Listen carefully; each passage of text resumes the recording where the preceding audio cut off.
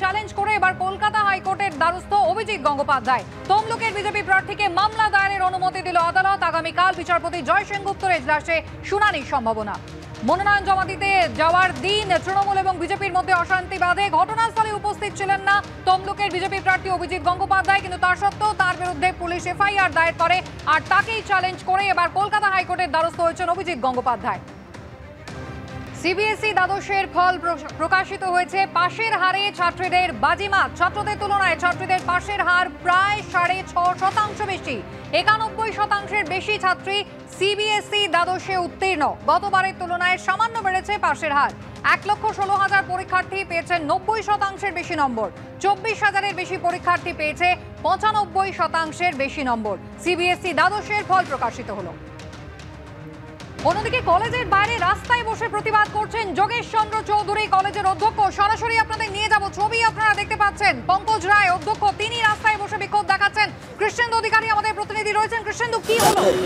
দেখো, আমরা প্রিন্স আনোয়ার শাহ রোডের যোগেশ চন্দ্র কলেজে রয়েছি। সেই যোগেশ চন্দ্র চৌধুরী কলেজের একদম সামনে প্রিন্সিপাল তার রুমের বাইরে বেরিয়ে এসে, তার চেয়ার থেকে বেরিয়ে এসে কলেজের বাইরে এইভাবে চেয়ারে বসে প্রতিবাদ করছেন। আমাদের ক্যামেরা পার্সন প্রবীর সামন্ত সেই ছবিটা দেখাচ্ছে। একা বসে রাস্তায় প্রতিবাদ করছেন এবং এখানে একটা পোস্টার দেওয়া হয়েছে, যে পোস্টারটা লেখা হয়েছে যে দুর্বৃত্ত মুক্ত, বহিরাগত মুক্ত, অছাত্র মুক্ত কলেজ প্রাঙ্গণ চান তিনি। অর্থাৎ দুর্বৃত্তের আক্রমণে তিনি ব্যতিব্যস্ত এবং তার জন্য রাস্তায় প্রতিবাদ করছে। আমি সরাসরি তার কাছে যাব। আপনার চেয়ার আছে, আপনার কলেজ ছেড়ে আপনি রাস্তায় কেন? এটাই তো আমাদের যে অবস্থায় দাঁড় করিয়েছে শিক্ষাঙ্গনটাকে, বিশেষ করে আমার কলেজের দীর্ঘদিন ধরে বহিরাগত সাবির আলীর নেতৃত্বে এখানে একটা দুর্বৃত্ত রাজ চলছে। কোনো অজুহাতে, যে কোনো অজুহাতে, যখন কোনো টাকা পয়সার বিষয় হয় বা অন্য কোনো বিষয়, পরীক্ষার অ্যালাউ ডিসঅ্যালাউ হয়, কি অনুষ্ঠানকে কেন্দ্র করে কলেজের যারা কোনোদিন কলেজে আসে না তাদের আনা হয়, তাদের দিয়ে যে ধরনের শব্দ ব্যবহার করা হয়, ভাষা ব্যবহার করা হয়, সেটা গুলি করার থেকেও বেশি। আমি এতটাই মর্মা হতো, বারবার বলেছি, চারুমার্কেট থানাকে বলেছি, সিপিকে বলেছি।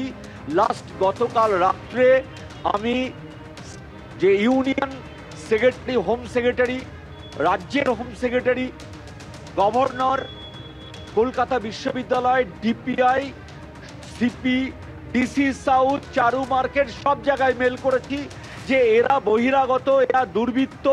কলেজের শিক্ষার যে পরিবেশ সেটা প্রতিদিন ভুলুণ্ঠিত হচ্ছে। কোন সংগঠন? এরা তো স্ট্যাম্প একটা ছাত্র সংগঠন, যারা সরকারি দল তারাই এরা বিলং করে বলে, তৃণমূল ছাত্র পরিষদ তারা বলে, এটা বলেই তারা দাবি করে এখানে দাঁড়িয়ে এখানে জমায়েত করে এবং 100 ডায়াল করে।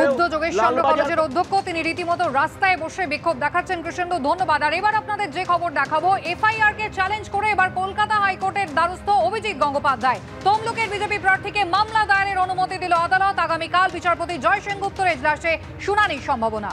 মনোনয়ন জমা দিতে যাওয়ার দিন তৃণমূল এবং বিজেপির মধ্যে অশান্তি বাধে। ঘটনাস্থলে উপস্থিত ছিলেন না তমলুকের বিজেপি প্রার্থী অভিজিৎ গঙ্গোপাধ্যায়, কিন্তু তা সত্ত্বেও তার বিরুদ্ধে পুলিশ এফআইআর দায়ের করে আর তাকেই চ্যালেঞ্জ করে এবার কলকাতা হাইকোর্টের দ্বারস্থ হয়েছেন অভিজিৎ গঙ্গোপাধ্যায়।